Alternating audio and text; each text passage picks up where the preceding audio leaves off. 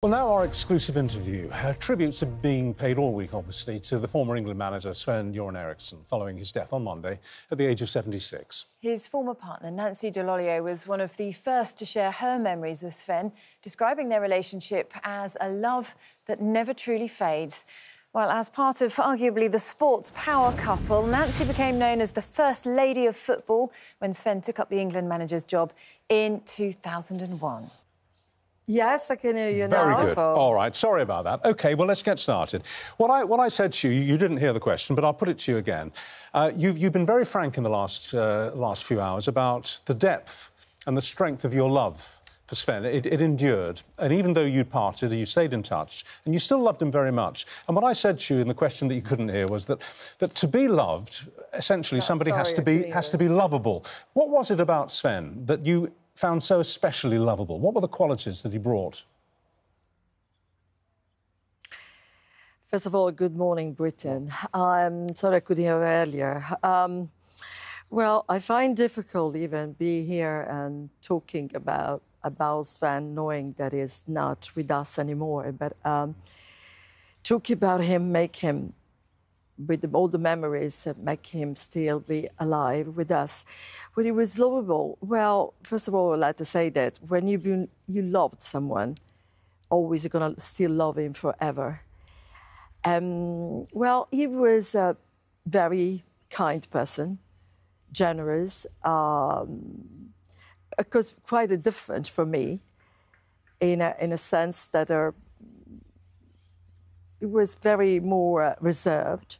Well, of course, that's why the opposite always get attraction. It's very difficult to describe, but because it was a big passion. So to say how many that happened, something that we connected was not at the same time. I remember he always kept to say that since he saw me the first time, he thought I was the one. Was not for me, of course. I was married, and things developed in a few months later. But I'm very privileged that I've been spending more than a decade with a person as him.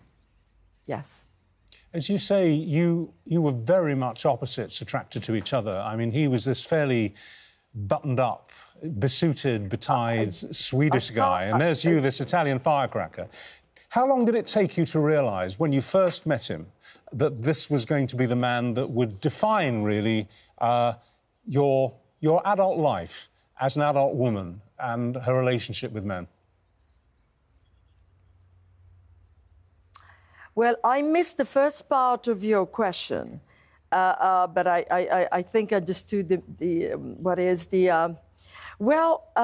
probably normally in relationship, it would be difficult to be attracted for a person that is exactly as you.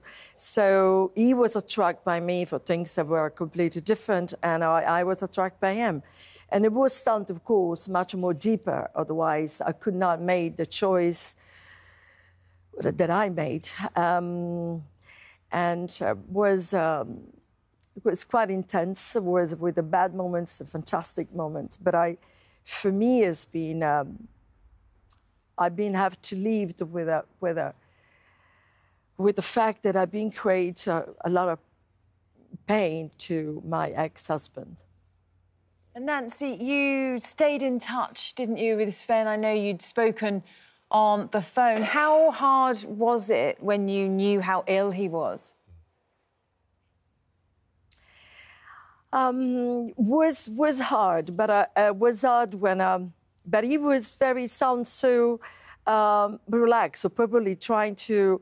We were laughing actually. And he just say, "Well, I feel okay. I feel okay. I'm not."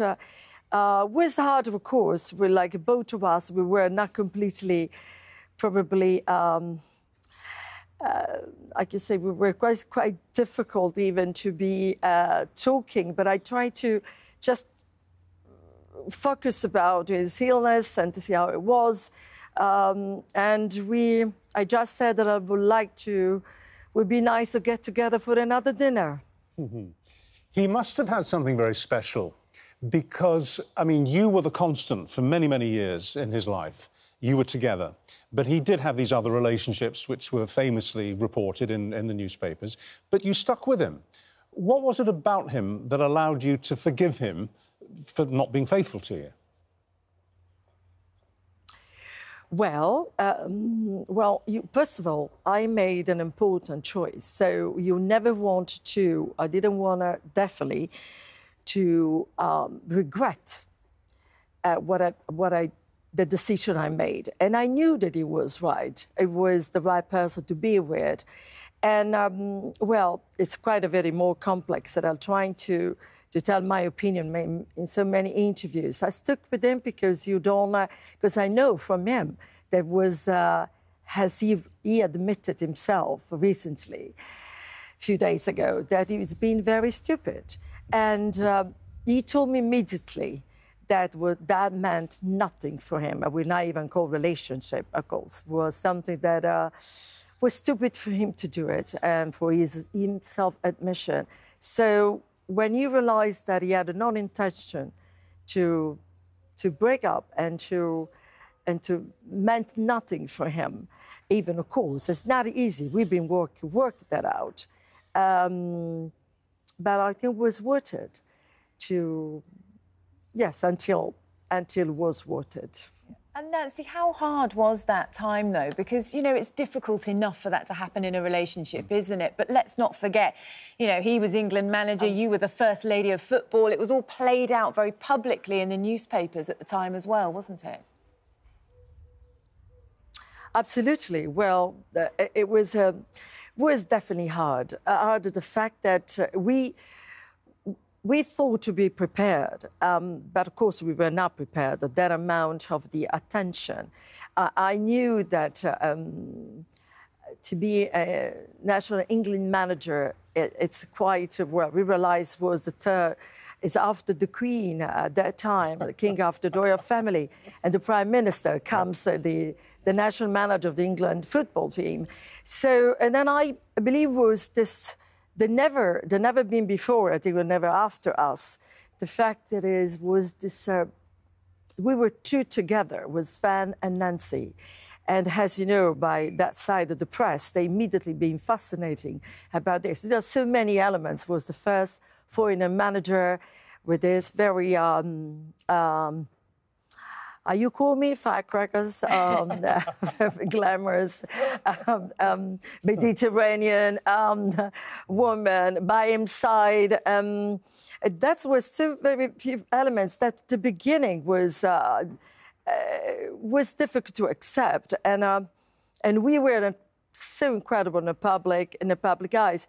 What I took it more with much more irony, in a way, and sometimes Sven couldn't find the fun of this. I've been trying to tell him, but we should just have to go with it and have a more sense of humor, or takes things not too seriously. But that is my character, to find the funny things in everything, and to find a situation that I couldn't go anywhere. I think I never, since the first scandal happened, I never been able to go to any supermarket to do my hair. But everybody would come to me. I've never, because of course, to me in my house, I have to have a minimal 4 or 5 photographers outside or a reporter. So was hard, but I tried to have fun with it too. That was much more disturbing for Sven. I understand. Nancy, we're almost out of time. I think all of us who've lost somebody who we love very much. I hope you're not putting me another question because I can't hear anything. OK, I'll keep the question very brief. We all remember our final conversation with someone who's died. Can you remember, and can you tell us a little about the last conversation that you had with Sven? I just said he was trying not to put effort, and they would say that that he was when we was able to speak on the phone that he was fine, because most of the time it was not answering, or he said he said there was going to be some treatment. Well, it is hard pretending that you don't know that that he was about to die. And I never thought about that because until, this is the things about life, until life is on, you always believe there will be sort of a miracle, or I thought at the beginning that the doctors would make was a mistake. They were... Oh, Nancy, I'm so sorry for you. I know you loved him very, very much. And I'm sorry. Listen, we'll finish this here, but next time you come to England, do come and see us. We'd love to see you, even if we don't do an interview in the studio. It'd be nice to see you. And listen, thank you so much for talking to us. We can obviously tell it's emotional for you and hard to talk about, but we're really grateful that you joined us this morning with your memories of Sven. So thank you so much. Thank you, Nancy. It's nice talking to you. Thank you.